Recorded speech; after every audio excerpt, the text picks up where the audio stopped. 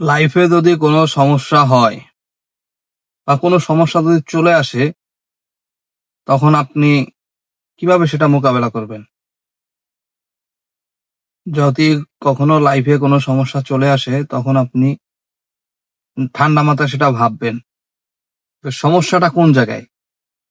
যে জায়গায় আপনার সমস্যা হবে,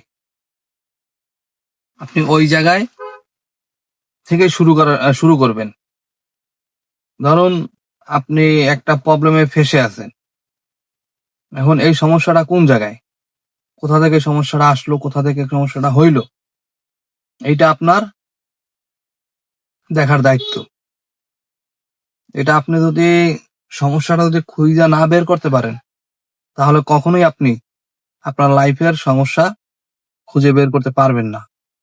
খুঁজে বের করতে হলে আপনার আগে সমস্যা কোথায় হইতাছে, কি কারণে সমস্যাটা হইতাছে, আপনি এইটা আগে বের করবেন।